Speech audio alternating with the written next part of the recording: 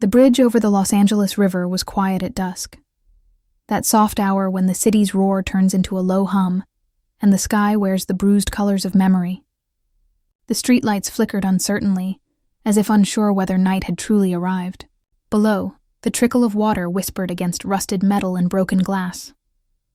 Gabriel Ortega stood near the middle of the bridge, one hand on the cold railing, a cigarette glowing faintly between his fingers. He was known in East LA by many names: El Toro, El Silencio, the man you don't cross. But tonight he felt none of that power. Tonight, he felt only the slow pulse of something slipping through him, a loneliness that even money, loyalty, or violence couldn't fill.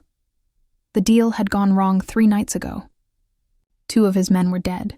The whispers in the alleys said the cartel's future hung by a thread. He should have been planning his next move. Instead, he was standing here, staring at the horizon where the freeway lights blinked like scattered confessions. That's when he saw her.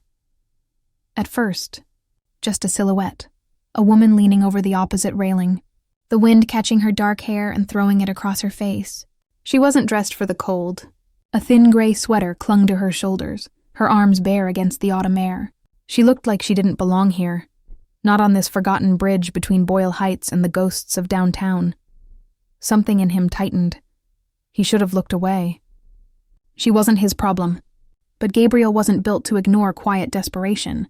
It smelled too much like his own past. He crushed the cigarette beneath his boot and walked slowly toward her, each step echoing on the cracked pavement. "Hey," he called softly. She didn't turn. He stopped a few feet away, the air between them trembling with distance. "You okay?"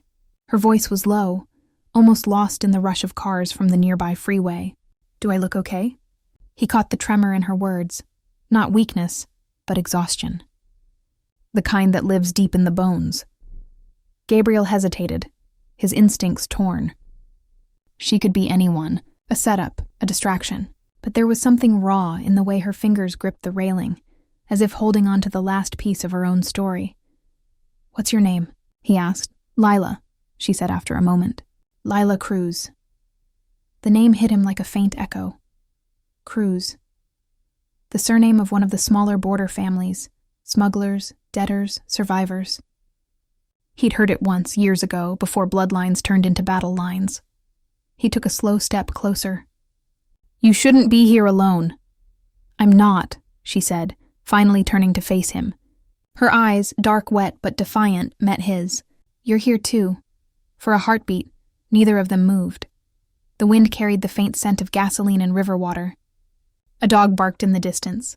Somewhere a siren began to wail, long and mournful, as if mourning the city itself. Gabriel's gaze lingered on her face, the smudge of eyeliner beneath her eyes, the small scar at her temple, the faint tremor of her lips. She was young, maybe late 20s, but she carried an old sadness, the kind that no years could explain. He wanted to ask her what had brought her here, but before he could, she spoke again. "You shouldn't talk to me," she whispered. "If they see you—" He frowned. "Who?" Her voice broke. "Them." She nodded toward the dark stretch of road where 2 black SUVs had just turned the corner, their headlights cutting through the fog. Gabriel's chest tightened. He recognized the formation immediately. Not cops. Not street kids. Professional. He didn't think. He acted. "Come with me," he said, grabbing her wrist. She resisted for half a second, then let him pull her toward the shadows beneath the bridge. They ducked behind a column, the air thick with concrete dust and fear. From above, tires screeched to a halt. Male voices called out, in Spanish. Not just any dialect. His dialect. Sinaloa. "Shit," he muttered under his breath. Lila's hand trembled in his, her breath sharp and shallow. "They followed me. I tried to run, but—" He silenced her with a look. Through the cracks of the bridge's support beams, he saw them. 4 men stepping out, each armed, scanning the empty road. One of them wore a jacket embroidered with a small silver bull. Gabriel's own emblem. His pulse hammered against his ribs. "Who are you running from?" he whispered. "Your people," she said. It was like the world tilted for a second. The weight of her words hit him harder than any bullet. "My people don't chase women." "They do," she said, eyes wide with something between rage and despair. "When those women know something they shouldn't." He stared at her, every instinct screaming to leave, to disappear. But something inside him, something buried under years of blood and power, refused. "What do you know?" he asked, voice low. She hesitated, her lips trembling. "Enough to die for." Above them, footsteps echoed on the bridge. A flashlight beam cut across the pavement. Gabriel turned his head slightly, calculating. He could fight. Kill them all if he had to. But the girl beside him, she wasn't built for this world. Not yet. He grabbed her arm again. "This way." They slipped into the narrow maintenance path beneath the bridge, where the smell of rust and rain was suffocating. Lila stumbled on the wet concrete, but he caught her, steadying her with a firm hand on her waist. Her body was cold, trembling against his. "You don't even know me," she whispered. "I don't need to," he said. "I know them." She looked up at him. And for a moment, even with danger crawling toward them, he felt something strange spark in his chest. Something he hadn't felt since before his mother's funeral, before the streets swallowed whatever was left of Gabriel Ortega, the boy who used to dream of leaving. They emerged from the other side of the bridge, where an old warehouse loomed over the riverbank. He led her through a broken door, the darkness swallowing them whole. Inside, the air was thick and stale. He flicked open his lighter, its flame dancing across her face. She looked even more fragile in that dim light. Eyes swollen from tears she refused to shed, a single cut along her cheekbone. "Why were they after you?" he asked again. She leaned against the wall, her chest rising and falling rapidly. "I saw something. Something I wasn't supposed to see." "What did you see?" Her voice cracked. "A murder. In your house." The lighter slipped from his fingers, the flame dying as it hit the floor. For a long time, there was only silence. Then softly, he said, "Whose?" She met his eyes, and in that instant, Gabriel knew the answer before she spoke. "Mateo's. His brother." The room tilted. The weight of his past pressed against his throat.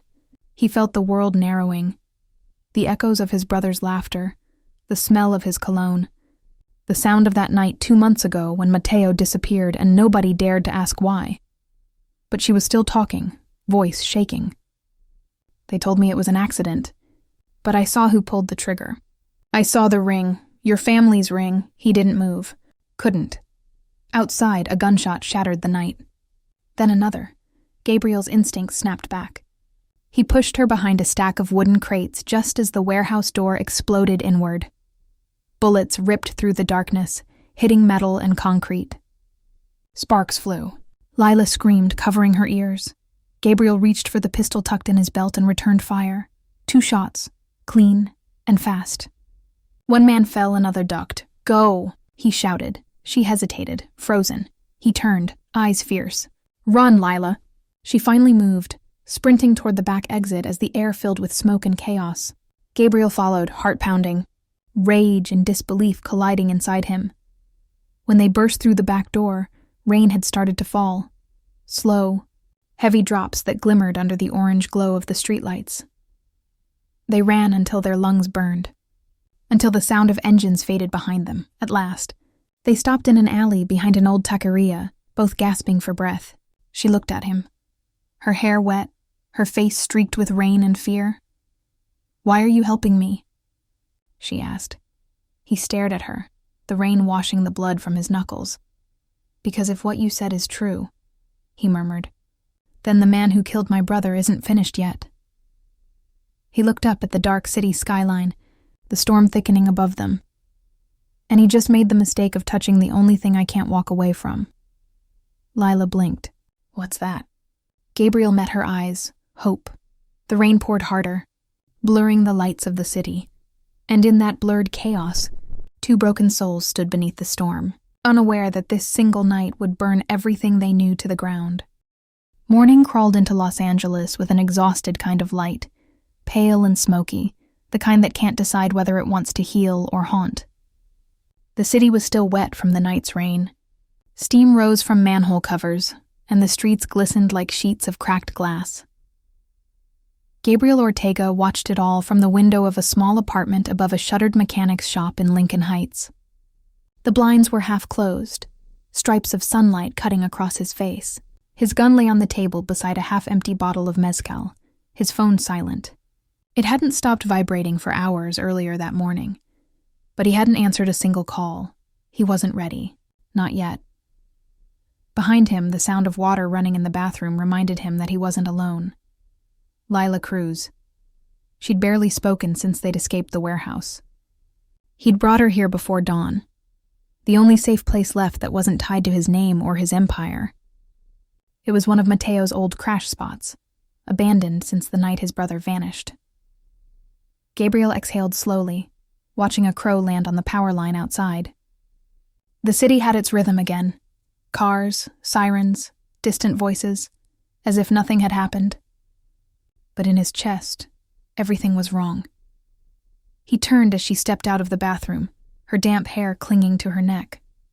She wore one of his old shirts, the fabric too big for her frame, sleeves rolled up past her wrists. It was absurd how easily she carried the air of someone who didn't belong here, like a delicate brushstroke on a wall, full of bullet holes. "You should rest," he said, quietly. "I can't." Her voice was soft, but it held a stubborn edge. "Every time I close my eyes, I see him." He knew who she meant. "Mateo." Gabriel looked away, his jaw tightening.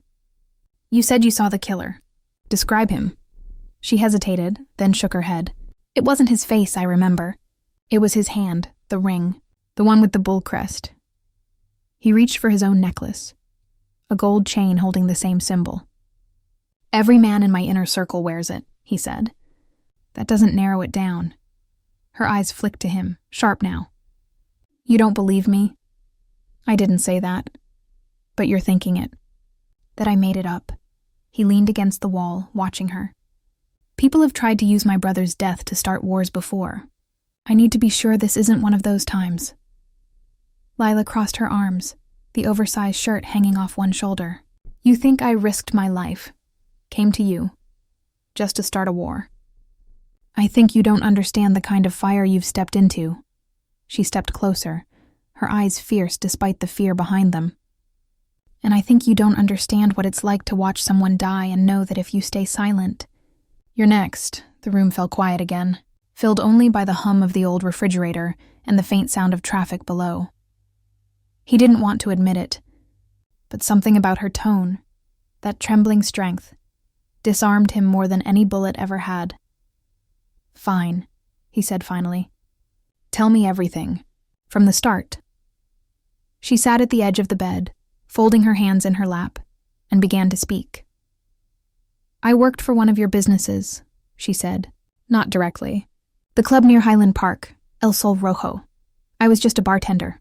They said it was independent, but everyone knew whose money built it." Gabriel's brow furrowed. El Sol Rojo, a mid-level front for laundering shipments through the valley. Mateo used to oversee it before her voice pulled him back. "One night I stayed late. Mateo came in with 2 men. They went to the office upstairs. I didn't think much of it until I heard shouting. Then a gunshot." She looked down at her hands. "I ran to the stairs. I saw him fall. And one of the men looked down at me before leaving. He didn't chase me. He just looked, like he was warning me to disappear." Gabriel's pulse drummed in his ears. "Did you recognize him?" "No. But the ring, it caught the light when he opened the door. The bull crest, same as yours." He nodded slowly, his mind already moving through faces. Men he'd trusted, men who'd sworn blood loyalty. Any of them could have worn it that night, but only a few had access to Mateo's operations. Raul, Esteban, Nino. All men he'd known since childhood. He felt something crack inside his chest. That quiet, sick ache of betrayal. Lila's voice broke through the silence. "I didn't know where else to go. I thought if I told the police, you'd be dead before morning." He finished for her. She nodded. Gabriel poured a small glass of mezcal and handed it to her. She hesitated, then took it. Their fingers brushed for a fraction of a second. a spark in the dim light. "Drink," he said softly. "It'll help," she sipped, grimacing at the taste. "You ever get used to this?" He smirked faintly. No one ever does. A fragile quiet settled between them. The kind that hums just before the world shifts again. Then his phone buzzed on the table. One vibration, then silence. The display read, "Raoul." Lila tensed. "Don't answer." He ignored her, picking it up. "I have to." He stepped to the window, pressing the phone to his ear. "Talk." Raoul's voice came through, deep and steady. "We've got a problem, Gabo. 2 of our men are dead. The warehouse near the river got hit last night." Gabriel kept his tone neutral. "You don't say. Cops found casings. One of yours, maybe. You been out there?" He looked at Lila, her wide, fearful eyes, and said, "No. I was at home." Raoul hesitated. "You sure about that? Esteban said he saw your car heading east around midnight." Gabriel's jaw tightened. "You calling me a liar?" "Nah," Raoul said, but the pause after the word said everything. "Just making sure we're all on the same page, boss. Things are messy right now. Word is someone's been talking." He lowered his voice. "About Mateo." The room seemed to grow colder. "What word?" Gabriel asked. "That maybe he didn't vanish. Maybe someone close made it look that way." Gabriel's eyes flicked toward Lila. "You hear that from Esteban too?" Raoul chuckled dryly. "You know how he is. Always talking. Listen, Gabo, we need to meet. Somewhere clean? Tonight? Where?" "The old train yard near the viaduct. Midnight." Gabriel hesitated. Every instinct screamed trap, but he needed answers. "I'll be there." He hung up. Lila stood. "You can't go." "I have to. They'll kill you." He smiled, but it didn't reach his eyes. "Maybe. But I'd rather face death than not know who put the bullet in my brother's chest."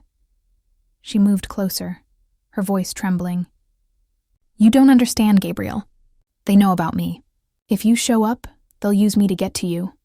His hand brushed against her cheek, the touch both protective and warning. "Then you stay here, no matter what happens." "I can't just hide." "Yes, you can," he said sharply, then softened. "Please, Lila. For once, just let me handle this." Their eyes locked, his full of fury and guilt, hers full of fragile defiance. The air between them thickened with unspoken things, grief, danger, longing. Finally, she whispered, "Promise you'll come back." He hesitated. "I'll try." That was the closest he could come to truth. By dusk, he was gone.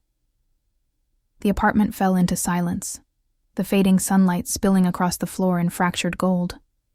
Lila sat by the window, watching the city move below her, her hands trembling. She knew something about the way he'd said, "I'll try." It wasn't the kind of promise meant to be kept. Outside, the sky turned bruised again, the color of storms waiting to break. And far across the city, in the deserted train yard under the skeletal viaducts, Raoul stood beside 2 black SUVs, the same kind that had hunted them on the bridge, waiting, his hand resting on the butt of his pistol. He wasn't. Smiling, because he already knew Gabriel. Ortega would not leave this night unscarred. The train yard, stretched like a graveyard for machines. Rows of rusted freight cars, sleeping beneath the shadow of the 6th Street viaduct. Midnight cloaked Los Angeles in a thick, restless silence. The air smelled of wet steel, diesel, and betrayal. Gabriel Ortega parked his black Charger 2 blocks away and walked the rest of the distance, boots crunching against gravel slick with oil. A thin fog had rolled in from the river, wrapping around the concrete pillars like ghosts. He could feel eyes on him before he saw anyone. His instincts, the old, sharp kind that had kept him alive, hummed beneath his skin. Raoul stood in the open, lit by the dim glow of a single floodlight. Behind him, 2 men in dark jackets lingered by the SUVs, hands in pockets, pretending to be calm. Gabriel recognized one. Esteban, the same snake whose name had started echoing through his head ever since Lila said she saw the ring. He walked forward slowly, his own pistol tucked at the small of his back, his face unreadable. "Didn't think you'd actually come," Raoul said, voice echoing through the empty yard. "I keep my word. Gabriel replied, even when others don't. Raoul's mouth curved in something like a smile. You look tired, Hermano. Maybe too many ghosts visiting you lately. Gabriel stopped a few feet away. You called me out here. Talk. Raoul nodded to Esteban, who pulled something from his coat, a manila envelope, and tossed it onto the hood of the nearest SUV. You'll want to see that. Gabriel didn't move. What is it? Proof, Raoul said, of who's been feeding the cops, who's been whispering that Mateo's death wasn't an accident. Gabriel's pulse slowed. You found someone? Raoul tilted his head. Maybe. Or maybe she found you first. He said it casually, but the air shifted.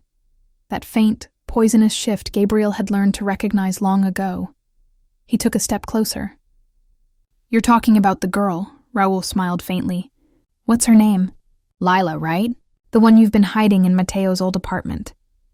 The sound of her name from Raoul's lips was a knife twisting between Gabriel's ribs. How do you know that? Raoul shrugged. You forget who built your empire while you were off playing Ghost. You think we don't have eyes in your streets? You think we don't hear when a bartender from El Sol Rojo runs crying to El Toro himself? Gabriel's hands clenched. She saw something. That's all. She saw too much, Esteban said, stepping forward, voice low and cold. And so did you. Something in Gabriel broke loose then. The weight of his brother's name, Lila's trembling voice, the storm that had been building behind his ribs since the night he first saw her on that bridge. Tell me, he said. Was it you? Esteban raised a brow. Was what me? You killed him, Raoul sighed. Gabo, come on. Don't lie to me. Gabriel's voice cracked through the fog like thunder. His gun was out now, steady in his hand, pointed squarely at Esteban's chest. For a second, no one breathed. Esteban laughed softly, but his eyes were hard. You always were the sentimental one. Mateo got sloppy. He started talking about leaving. He wanted out. You know what happens when people want out. Gabriel's throat went dry. You shot him, he whispered. Esteban's smile was small and cruel. He was family. You think I wanted to? Raoul gave the order. The words hit harder than the recoil of any weapon. Gabriel turned his gaze slowly to Raoul, the man he'd trusted since they were boys on the same dirt street in Sinaloa, the man who'd carried his brother's coffin. Raoul met his stare without flinching. Mateo was going to ruin everything. He was talking to the feds. You know what that would have done to us. Gabriel's voice dropped to a whisper. You killed my brother. I saved the family, Raoul said. And I saved you. If the feds had taken Mateo, you would have gone down too. Gabriel's grip tightened on the gun. You call that saving me? Raoul spread his arms, his tone suddenly soft, almost fatherly. You don't understand yet, Hermano. You've been gone too long thinking you can outrun what we are. But there's no leaving this life. Not for you, not for that girl. She's already marked. The name, that girl, was the spark that finally lit the fuse. Before Gabriel even realized he'd decided, he fired. The shot cracked through the night, echoing off the concrete walls. Esteban stumbled back, a bloom of red spreading across his chest before he dropped to his knees. Raoul didn't move. He just looked at Gabriel, calm as ever. You think killing him fixes it? No, Gabriel said. But it's a start. Raoul gave a small, almost pitying smile. You always were too soft. A second shot rang out, not Gabriel's. Pain exploded in his shoulder, spinning him halfway around. He staggered, catching himself against the SUV. Raoul was holding a gun now, smoke rising from the barrel. You should have stayed away from that bridge, Raoul said. You let that girl get into your head. Gabriel dropped behind the car, gritting his teeth against the pain. The world blurred, sirens far off, the sound of his heartbeat roaring in his ears. He fired back twice, glass shattering, the floodlight flickering. Then silence. When he stood again, Raoul was gone. Only the fog remained, and the faint hum of engines fading into the distance. Gabriel pressed his hand to his wound, blood seeping through his fingers. He stumbled to the envelope still lying on the hood. Inside were photographs, Lila, from a distance, taken over the past week. Her at the club, her crossing the street, her standing on the bridge, and one of her outside Mateo's funeral. His stomach twisted. She'd been there even before he met her. The world tilted. Was it fate, or had she been placed there? He shoved the photos into his jacket and staggered toward the street, the fog thickening around him. By the time he made it back to Lincoln Heights, dawn was bleeding over the city. The sky was a dull, aching gray. The apartment door was open. He froze. "Lila?" His voice was hoarse. Silence. He stepped inside, gun drawn, blood dripping down his arm. The air smelled faintly of rain and fear. The blanket on the bed was tossed aside. A half-empty glass of mezcal sat on the table. And on the wall, scrawled in hurried strokes of black marker, were 5 words. "They found me." "Don't follow." Gabriel's vision blurred. He touched the writing, her handwriting, and felt something break in him that he hadn't known was still intact. He sank into the chair, pain pulsing through every nerve, his heart a storm of rage and longing. Raoul's words echoed in his head. "She's already marked." He looked at the blood on his hand, then at the note again. If they had her, there was only one way this could end. Not with escape, not with forgiveness, but with fire. He rose slowly, reloading his gun, every movement sharp, deliberate. Outside, the city stirred to life, engines growling, vendors shouting, sirens wailing. The world kept moving, unaware that one man had just decided to burn it all. Gabriel Ortega looked out at Los Angeles, his kingdom of asphalt and ghosts, and whispered her name like a prayer, like a curse, Lila.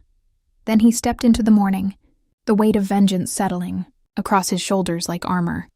He didn't know yet that Lila Cruz wasn't running from him anymore. She was running for him and carrying a truth that could destroy them both. Night returned to Los Angeles like a slow bruise, dark at the edges, throbbing in the middle. The storm that had threatened all afternoon finally broke, pouring sheets of cold rain over cracked sidewalks and flickering neon. Lila Cruz ran through the downpour, her breath ragged, her pulse a frantic drum in her chest. She'd written the message on the wall in haste, grabbed what little she could carry, and fled before Gabriel came back. Not because she wanted to, but because she'd heard them coming. She didn't know how they'd found her. Maybe Raoul had planted a tracker. Maybe one of Gabriel's own men had betrayed them. All she knew was that the walls were closing in, and if she stayed, he'd die for her. She couldn't let that happen.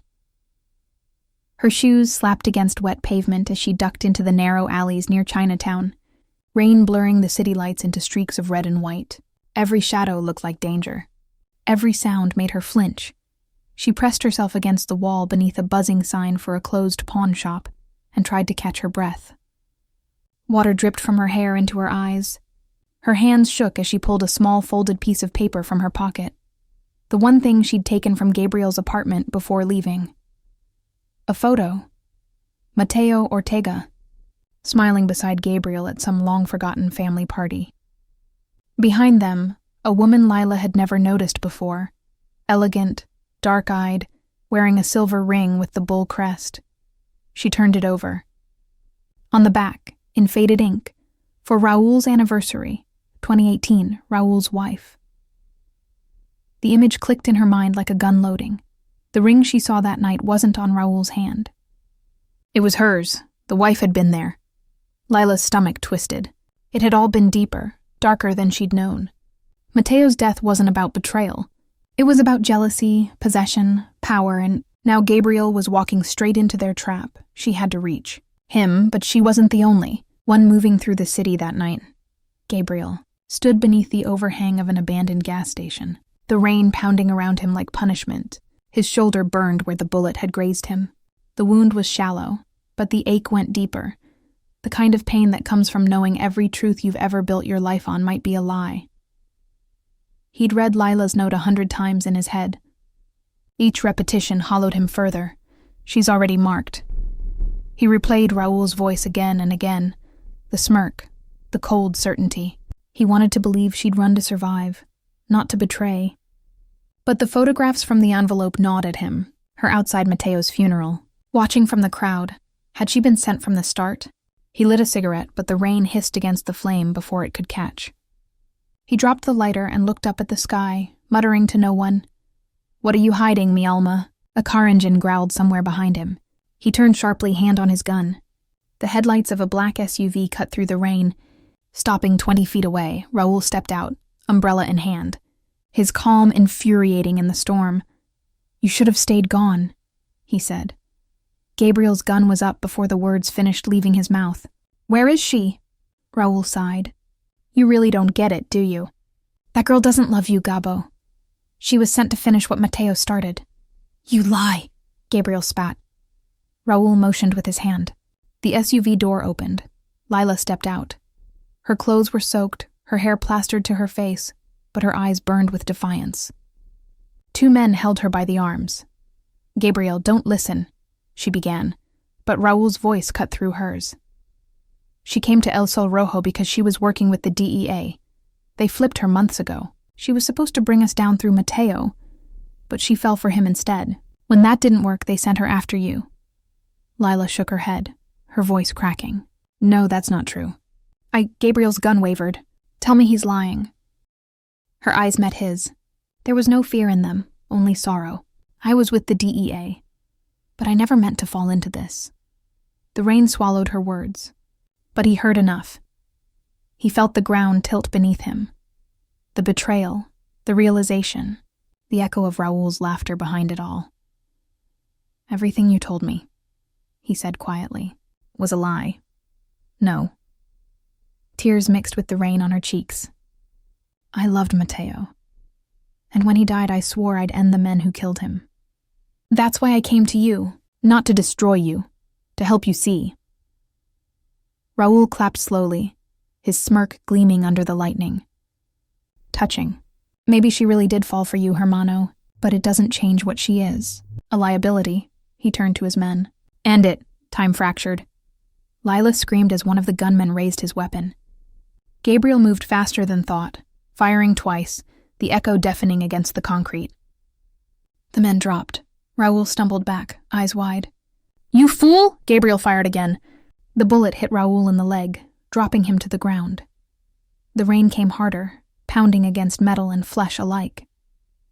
Gabriel rushed to Lila, cutting the ties from her wrists. Her skin was cold, trembling. She stared at him as if seeing a ghost. "You came back," she whispered. "I had to know," he said. "And now you do." He looked at her, jaw tight. "I don't care." Their faces were inches apart, rain running between their lips like tears neither could afford to shed. He pressed his forehead to hers, breath ragged. "We end this tonight." A gun cocked behind them. Raoul, blood pooling beneath him, aimed shakily at Gabriel. "You think you can walk away from this life, Gabo? There's no out. Not for you, not for her." Gabriel turned, his arm already rising. The shot that followed was drowned in thunder. Raoul slumped backward, his umbrella collapsing beside him. The silence that followed felt like a hole in the world. Gabriel stared at the body. The man who'd been brother, mentor, executioner. Something inside him went very still. Lila touched his hand. "We have to go," he nodded numbly. They stumbled toward the SUV, the rain washing blood into the gutters, the city swallowing the evidence like it always did. Inside the car, she reached for him. "Gabriel," he turned to her, eyes distant. "You should have told me." "I tried," he exhaled, head falling back against the seat. "Then tell me now." "All of it. She did. Everything. The DEA operation. The night Mateo was shot.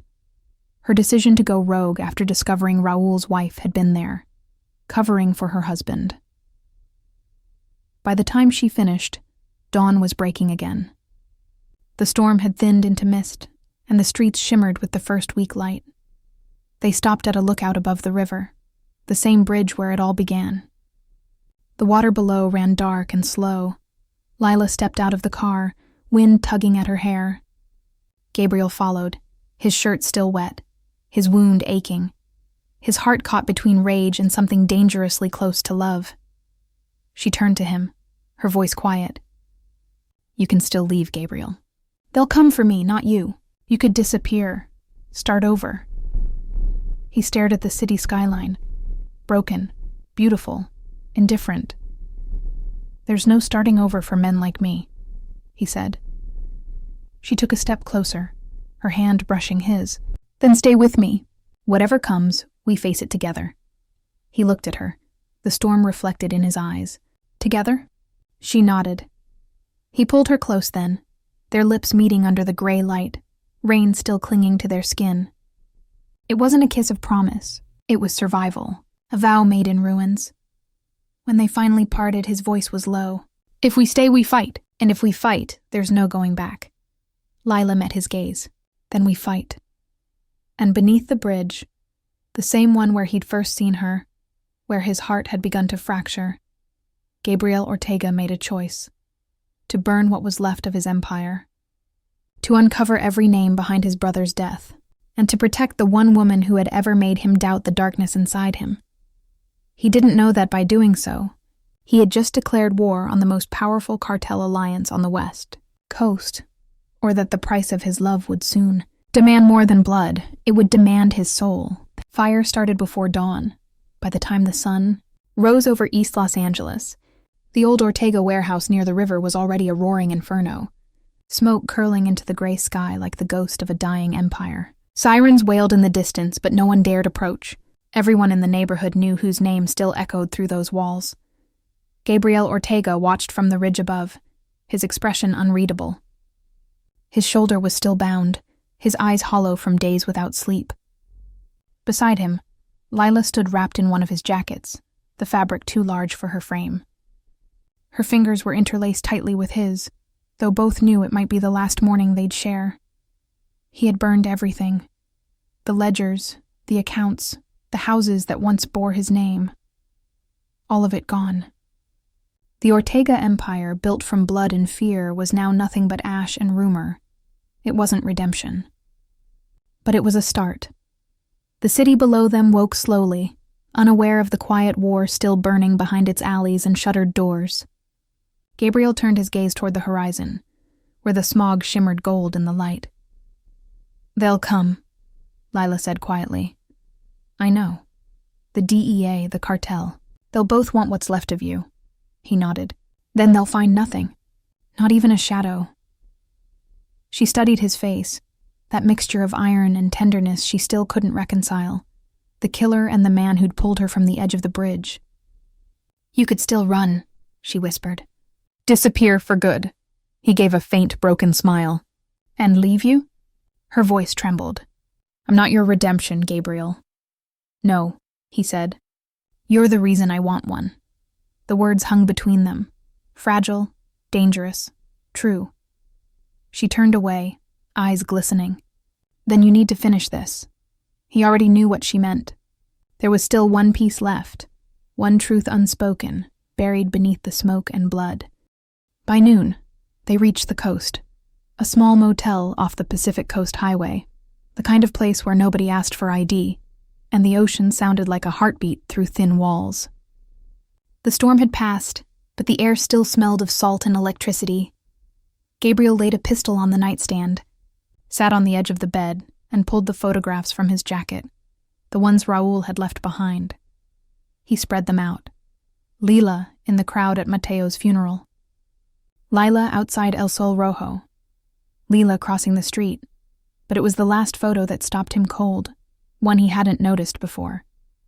Mateo standing with Raul and a woman in sunglasses, the bull crest glinting on her hand.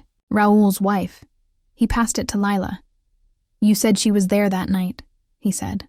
"Why?" Lila stared at the picture, her jaw tightening. "I think Mateo found out. About them. Raul and his wife?" She nodded. "About what they were doing behind your back. The money laundering, the DEA payoffs. Mateo was going to tell you." She panicked. Raul pulled the trigger, but she covered it. She made it look like an internal hit. Gabriel leaned back, running a hand over his face. "She's still alive?" "Yes. The DEA's been using her as an informant. That's why they wanted me close to you, to see if you'd crack." He looked up sharply. "And did I?" Her eyes met his. "No, you broke instead." He laughed, a dry, tired sound. "Fair enough."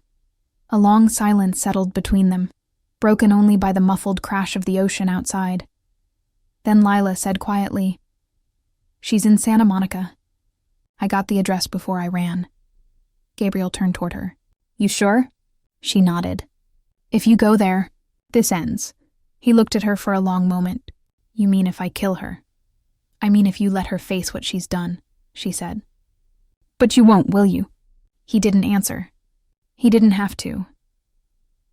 The house in Santa Monica stood at the edge of the cliffs. White, modern, glass walls facing the endless ocean. It looked like the kind of place built by people who believed the world couldn't touch them. Gabriel parked a block away. The air was heavy with salt and wind. He moved quietly through the gate, the world narrowing to the sound of his heartbeat. Inside, through the glass, he saw her, Raoul's widow, sitting at a table, typing something on a laptop. She looked older now, her beauty sharp and exhausted. When she looked up and saw him through the window, she didn't scream. She just sighed, as if she'd been expecting him. She opened the sliding door. "You took your time." He stepped inside, his gun low at his side. "You knew I'd come. I knew you wouldn't be able to stop yourself." He looked around the pristine room, the framed photos, the polished surfaces. All this built from blood. "From survival," she corrected softly. "The same as you," he shook his head. "You killed my brother." "No," she said. "Raoul did. I just made sure you didn't find out too soon. You weren't ready then. But now," she smiled faintly, sadness flickering behind her calm. "Now you are." Gabriel's hand trembled slightly on the gun. "You think that absolves you?" "Nothing absolves any of us," she said. "But you have a choice, Gabriel. You can kill me and let this story end like every other. Or you can walk away. Take the girl. Leave this city. Let the river wash us all clean." He stared at her, the ocean wind pushing through the open glass, the smell of salt and regret thick between them. Behind her, through the window, he caught his reflection, the man he'd become. A killer, a lover, a ghost of his own making. He lowered the gun. "For Mateo," he said, voice breaking. "I should kill you." "But you won't," she whispered. He nodded. "No, because he wouldn't have wanted me to." She exhaled, a shuddering sound, part relief, part grief. "Then go, Gabriel, before the world remembers your name." He turned and walked out without looking back. Lila waited by the car, the wind tugging at her hair, the Pacific glowing silver under the fading sun. When she saw him approach, her eyes searched his face. "It's done?" "It's over," he said. She hesitated. "Did you?" He shook his head. No more blood. For a long time, neither spoke. The city lights began to shimmer behind them, reflected in the ocean like scattered stars. Finally, Lila reached for his hand. "Then what happens now?" He looked out at the horizon, the vast, endless blue fading into dusk. "Now we disappear," she smiled faintly. "And after that?" He turned to her, his eyes softer than she'd ever seen them. "After that, we live." She leaned into him, resting her head on his chest. The sea wind wrapped around them, carrying away the last echoes of the world they'd burned. For the first time in years, Gabriel Ortega felt the weight in his chest ease, not gone but quieter, like a scar learning how to breathe. They drove north as night fell, headlights carving through the fog, the city shrinking behind them. Somewhere along the highway, Lila reached across the seat and took his hand. He didn't look at her. He didn't need to. He just whispered, almost to himself, "I saw you on that bridge, and I thought it was the end." She smiled through the shadows. Maybe it was the beginning. The road curved along the cliffs, moonlight glinting off the ocean. Behind them, Los Angeles burned. But ahead, the darkness opened into something that almost felt like peace. And for the first time, the cartel lord's heart, the one that had broken the night he saw her, began, quietly, to heal.